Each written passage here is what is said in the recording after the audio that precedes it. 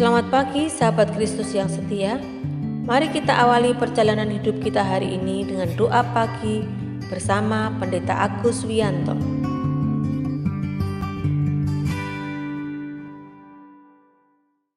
Selamat pagi sahabat Kristus yang setia. Bersyukur sekali kalau hari ini kita mendapat kesempatan untuk berjumpa lagi dalam doa pagi. Sebelum memulai doa pagi, mari kita bersaat teduh sejenak. Mari kita berdoa. Tuhan yang pengasih, terima kasih atas kesempatan yang Tuhan berikan kepada kami, sehingga pagi ini kami bisa berjumpa lagi dalam doa pagi. Sebentar lagi kami akan membaca dan merenungkan sabda Tuhan. Mohon Tuhan memberkati kami agar dapat menemukan maksud dan kehendak Tuhan dalam kehidupan kami pada masa Advent ini. Tolonglah hamba-Mu dalam menguraikan firman Tuhan. Kiranya Roh Kudus menolong agar hamba-Mu dapat menguraikan firman Tuhan dengan baik, benar, dan dapat kami pahami. Dalam nama Tuhan Yesus kami berdoa. Amin. Sahabat, sebelum membaca dan merenungkan firman Tuhan, mari kita menyanyikan pujian dari NKB 52, Hai Orang yang Beriman, bersama Saudari Azalia Fabiola.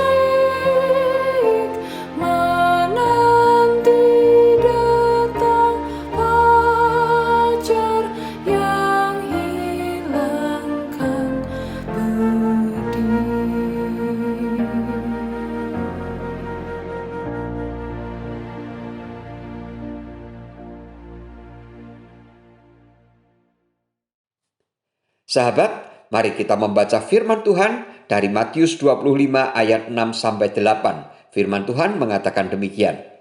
Waktu tengah malam, terdengarlah suara orang berseru, "Mempelai datang, songsonglah dia." Gadis-gadis itu pun bangun semuanya, lalu membereskan pelita mereka. Gadis-gadis yang bodoh berkata kepada gadis-gadis yang bijaksana, "Berikanlah kami sedikit dari minyakmu itu, sebab pelita kami hampir padam." Demikianlah sabda Tuhan. Berbahagialah setiap orang yang mendengarkan sabda Allah, mempergumulkan dan melakukan dalam hidupnya setiap hari. Maranatha. Sahabat Kristus yang setia, ada orang yang berpendapat, apa yang terjadi pada masa depan ditentukan oleh keputusan kita hari ini. Apakah teman-teman setuju? Tentu setiap orang punya pendapat yang berbeda-beda. Bisa saja ada yang tidak setuju, namun juga ada yang setuju. Bagi saya pribadi, pendapat ini pada satu sisi ada benarnya, meskipun tidak menutup kemungkinan ada salahnya. Saya memandang ada benarnya karena melihat banyak pengalaman, seperti misalnya orang yang mau belajar masa depannya relatif lebih baik. Karena orang itu punya bekal ilmu, sekalipun ini tidak menjamin 100%. Oleh sebab itulah orang tua kita menyuruh kita untuk belajar atau sekolah, supaya kita punya masa depan yang baik. Namun kadang-kadang ada anak-anak yang tidak sepenuhnya memahami maksud orang tuanya, sehingga sekolah atau belajar seenaknya, membolos karena memandang kegiatan sekolah itu tidak atau kurang menyenangkan. Padahal belajar atau sekolah adalah untuk mempersiapkan masa depan mereka. Sahabat, itulah yang hendak digambarkan oleh Tuhan Yesus dengan 5 gadis bijaksana dan 5 gadis bodoh.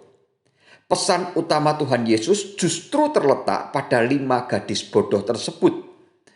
Kalau kita perhatikan perumpamaan Tuhan Yesus ini, ada 2 kata yang seharusnya jadi lawan kata. Namun ternyata tidak bisa diterapkan dengan tepat. Lawan kata bodoh seharusnya pandai. Namun Tuhan Yesus memakai kata bijaksana, bukan pandai. Mengapa? Sahabat, orang yang bijaksana itu bukan hanya sekedar pandai, namun juga bisa berpikir jauh. Dia bisa mempertimbangkan dalam banyak hal. Kalau dia membawa minyak cadangan, positifnya atau keuntungannya apa?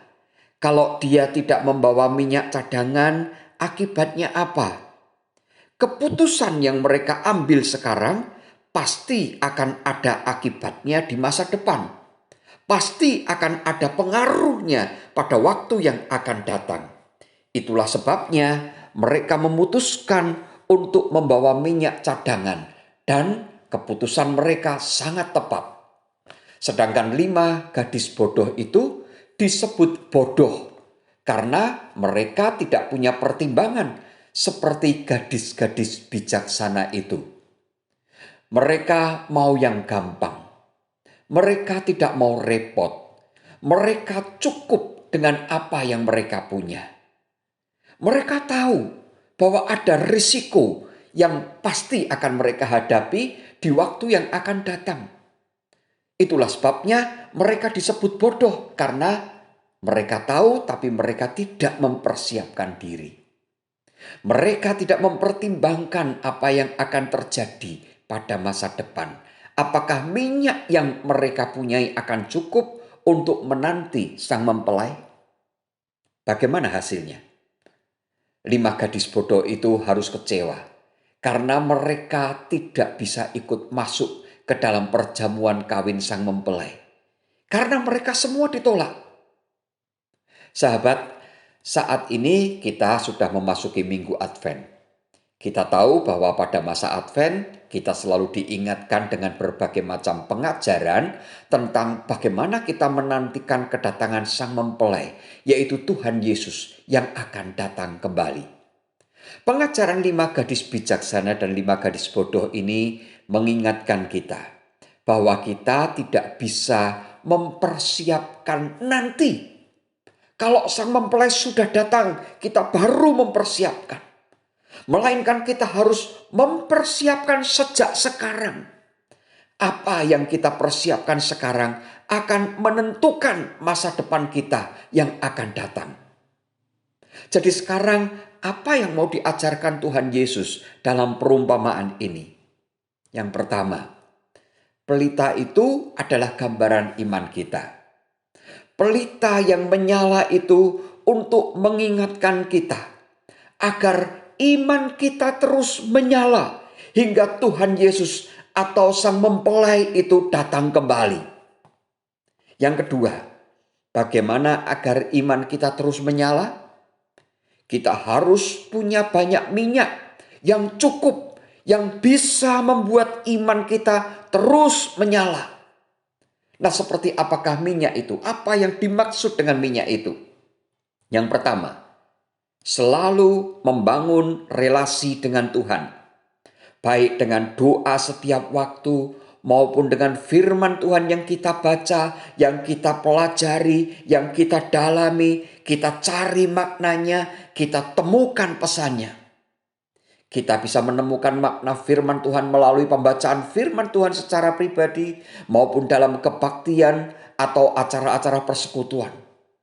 Maka kita seharusnya tidak malas atau tidak seharusnya kita menghindari kebaktian atau menghindari persekutuan. Kalau ada waktu untuk persekutuan, hadirilah untuk terus belajar.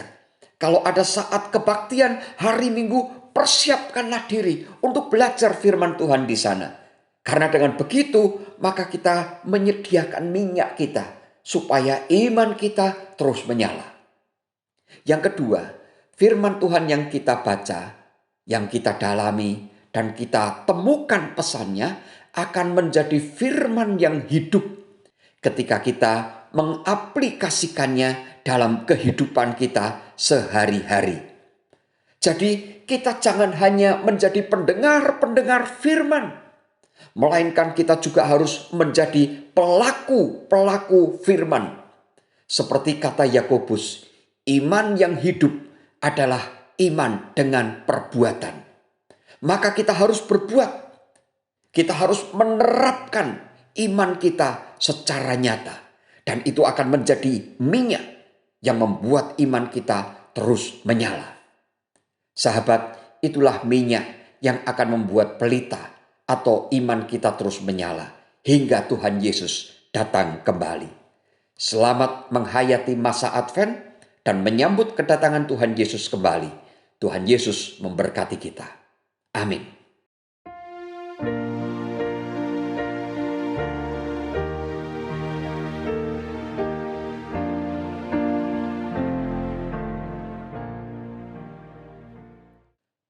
Sahabat, mari kita satu hati dalam doa. Bapa Sorgawi, terima kasih atas firman Tuhan yang kami renungkan pagi ini. Kiranya melalui firman Tuhan ini kami selalu bisa menghayati bahwa semua tindakan iman yang kami lakukan, baik melalui doa, belajar firman Tuhan, maupun menjadi pelaku-pelaku firman secara nyata, akan membuat iman kami terus menyala hingga Tuhan Yesus datang kembali. Tolonglah kami agar selalu setia dalam berjaga-jaga sehingga kami dapat memperoleh bagian dalam perjamuan Sang Mempelai. Saat ini kami hendak memohon kemurahan Tuhan untuk saudara-saudara yang tertimpa bencana gempa bumi maupun banjir bandang. Kiranya Tuhan menggerakkan hati gereja-gereja Tuhan dan semua pihak yang digerakkan oleh Tuhan agar bantuan terus mengalir untuk meringankan beban dan penderitaan mereka hingga kondisi mereka dipulihkan. Kami memohon pertolongan Tuhan untuk situasi Indonesia yang masih dilanda pandemi COVID-19. Tolonglah kami Tuhan, bebaskanlah kami dari pandemi COVID-19 ini. Biarlah kiranya seluruh masyarakat Indonesia selalu patuh untuk melakukan protokol kesehatan, sehingga dapat menghentikan penyebaran virus corona. Ya Tuhan, berkatilah Indonesia. Berikanlah kehidupan yang aman, tentram, makmur, damai sejahtera, dan hidup saling mengasihi di tengah kehidupan bangsa dan negara Indonesia. Bapa, berkatilah gereja-gereja Tuhan dimanapun. Kiranya Tuhan selalu memakai gereja-gereja Tuhan untuk hadir di Indonesia menjadi berkat bagi Indonesia. Ya Tuhan, kami juga berdoa untuk panitia Natal yang sedang mempersiapkan seluruh rangkaian acara Natal. Tuhan tolong berkati supaya panitia bisa bekerja sama dengan kompak dan Tuhan juga menolong mereka supaya bisa berkarya secara kreatif sehingga nanti semua acara Natal bisa membangun kehidupan iman jemaat Tuhan. Terima kasih ya Tuhan. Akhirnya kami serahkan hidup yang akan kami jalani hari ini. Tolonglah kami semua dalam menjalani hidup. Berikanlah kesehatan yang baik, rezeki yang cukup, kebahagiaan dan sukacita dalam menjalani hidup ini. Terima kasih Tuhan, dalam nama Tuhan Yesus kami berdoa. Amin. Kasih Tuhan mengiringimu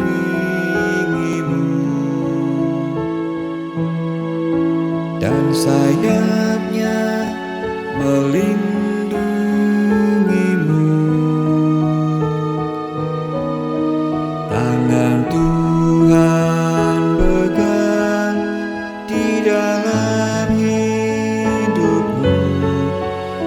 majulah dalam terang kasih-Nya.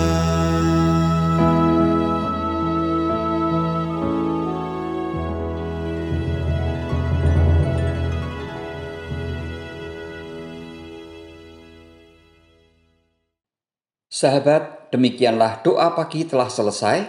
Selamat beraktivitas, jangan lupa pakai masker, cuci tangan, jaga jarak, dan selalu ikuti protokol kesehatan.